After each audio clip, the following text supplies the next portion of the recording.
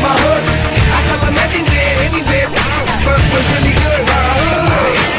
If I was here, I wouldn't come around here. I watch both pockets cause they ain't from around here. Man, stay with the stizzy cause I'm from around here. And not even the cops there to come around here. So if you hit the ambulance, ain't gon' come around here. Now you stuck, not even cabs, they don't run around here. If you hungry, pizza man, he don't come around here. And I dare Jehovah's Witness to knock around here. Whips get stole, they never getting told around here. Stay in the news whenever. We're at the Sandringham car show, and today we are with the MX-5 Owners Club, not the Norfolk 5s, but with the MX-5 Owners Club overall, and we've got so many MX-5s here to show you. So just take a look at how many MX-5s we've got.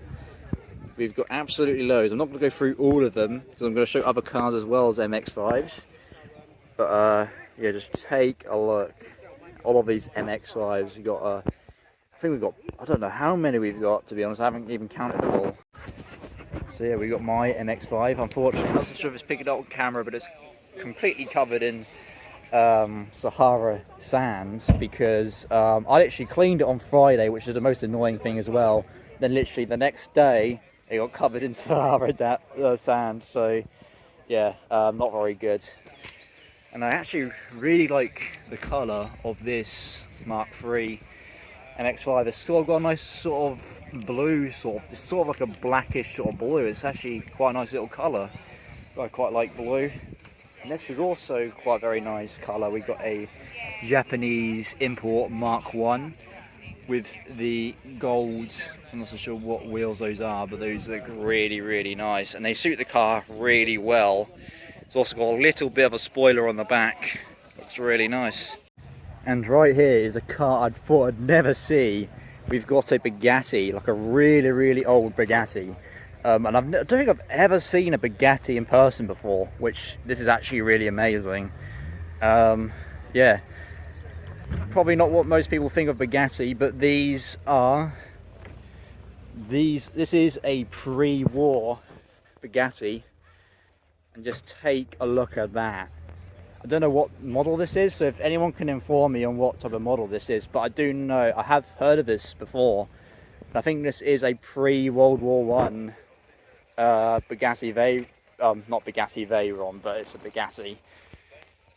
Take a look at that, that is absolutely amazing. Right here we have a Cord 810, and I think I actually covered this in one of my videos about pop-up headlights, and this, I think, was the first ever car to feature the pop-up headlights. From my research, from what I remember of researching on the video, I can't re-research it because I don't have any data, unfortunately.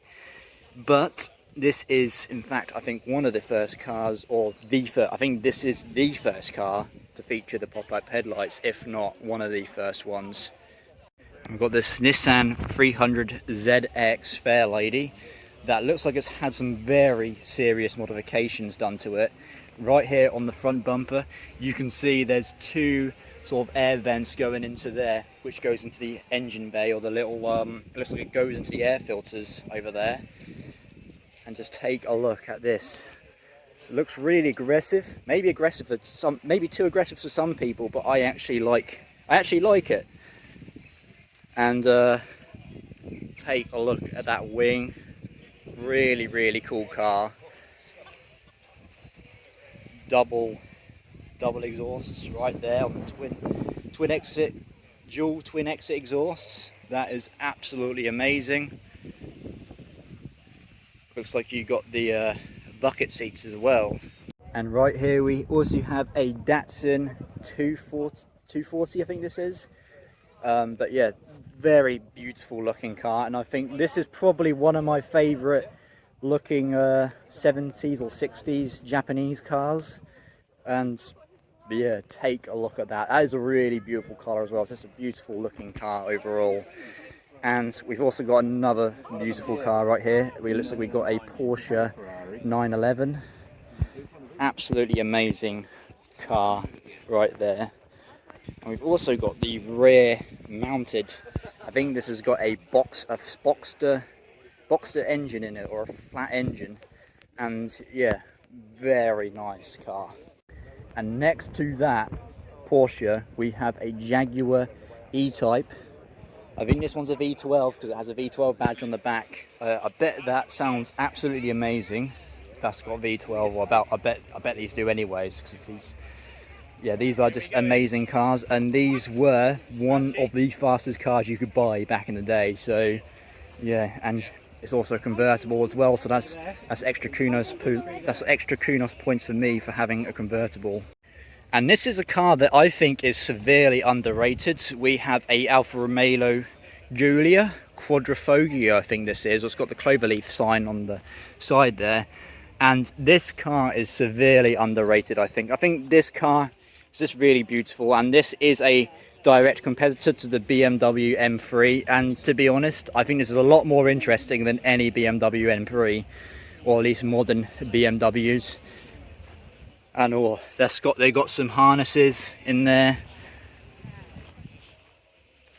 Very, very nice car. If I was to go for a modern saloon car, I think I would pick this if money wasn't an option. And this is a Giulia GTA. It's also got carbon fiber wing and a carbon fiber roof, which goes really nice with this beautiful color. Right here we have a Lotus, and this one looks like it's been on a few track days, considering it's got a little collection of tracks. So you can see it's been on Snetterton and all those other tracks, Silverstone. So it's got a little track showcase like my one does, which is quite nice to see. And to see that it's been driven like it's supposed to. Yeah, absolutely brilliant track cars these are. And to be honest, I think these look absolutely amazing. And right here we have probably one of the best ever muscle cars ever made, the classic 1960s Ford Mustang. And yeah, just take a look at that colour. That is really, really nice. I think the interior as well, the interior looks really, really nice as well. Also Shelby, that's actually a Shelby Mustang. Okay, that's even better then. Right here we have a smart roadster, and there is a turbo badge on the back. Yeah, I was actually these got very small engines in from what I've heard, and I never knew they actually made a turbo variant of this car. But yeah, I don't know too much about these cars, but they look like quite good fun. I don't think I've actually seen. I used to see a few of these, but to be honest, I don't really see a lot of them now. It's not really a car you see a lot of nowadays, and yeah. What's that? Yeah, so it's 698cc, and this puts out a whopping 81 brake horsepower. But to be honest, you don't need all the horsepower to have fun in a car, to be honest. So yeah, this is just like a, don't know too much about these cars, but if anyone can let me know if they've actually ever owned ones, if they're actually any good. And right here we have a Mercedes 190e, probably one of my favourite Mercedes, and this one is designed to look like a touring car. And as you see on the back, on the side here, it says Michael Schumacher. So maybe, I didn't know Michael Schumacher raced these. I know he's prominent in F1, but I never knew he actually raced one of these. So I'd actually better do some research on that. Did Michael Schumacher race one of these? I think this is a touring car or a DTM. But yeah, take a look at the interior. It's completely stripped out, just like a real life race car. Let's take a look at that. Yeah, that's a DTM. And right here we have a DMC DeLorean, and yeah, anyone will instantly recognize this as from the film Back to the Future. Oh, we've got one of my absolute dream cars right here. We've got a Ford GT40. This car was really, really fast for its time. Competed in lots of different motorsports. I think I think it was more prominent in 24-hour Le Mans. But this car is just it's an absolute beast. Even though I'm not a big Le Mans fan of 24, I'm not a big fan of 24-hour Le Mans racing. I can heavily respect it though. But I absolutely love this car. Let's take a look. The whole rear end opens out and reveals this engine. Absolutely beautiful car. And I've got to say, This is probably one of my dream cars, and I know they do make some really good replicas of these cars that actually are like one-to-one like replicas of them, and if I had the money I would definitely go ahead and buy one. And take a look at this theming on this Jurassic Park Suzuki. I don't know what this is, but just take a look at that theming. Amazing theming. Obviously they're a big massive fan of Jurassic Park, it looks like. You've got the dinosaur on the back there, the dinosaur out of the car, severed arm. Yeah, I need to do some more theming to my car, to be honest. That shows, and this is just how you do it right here.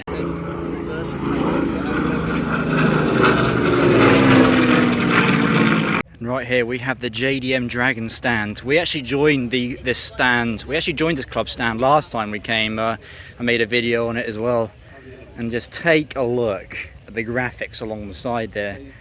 This Mitsubishi Evo 7, I think this is. Just take a look at that. That is amazing. I just love the Japanese art style work going on the side there.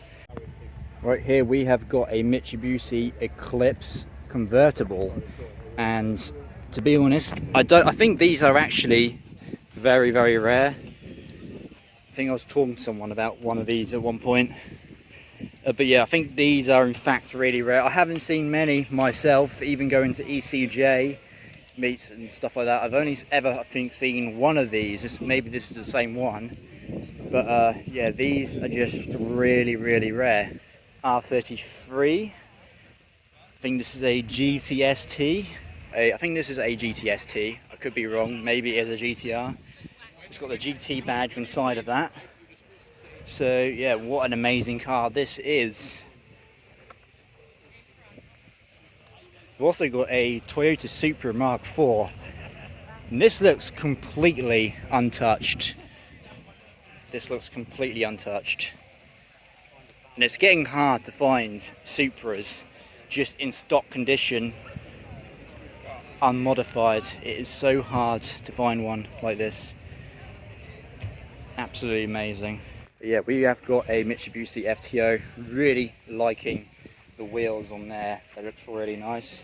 We've also got another Supra. What an amazing little car.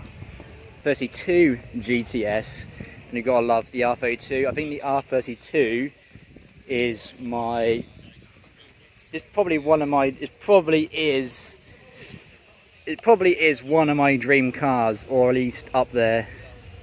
I think this is an R33 actually. Yeah, it's R33. I got confused by this Instagram thing that says it says 32 on there, but no, it's 33, sorry. So yeah, this is a 33 Skyline, my bad. I should know better because I love Skylines. And right here we have a Mark III Supra. I think I was speaking to the owner of this last year, and he says this is a turbo, which I think he said these are quite, I think he said something about these being quite hard to find in the UK. This is a Japanese import, and just take a look at that. This is a 1JZ. Let's take a look at that. And we've got a GCO. Absolutely stunning car. Just take a look at that. That just looks amazing. And we've got this Honda Jazz on this stand as well, with really unique wheels. With the orange wheels, it's not a colour you see too much, and I kind of like it.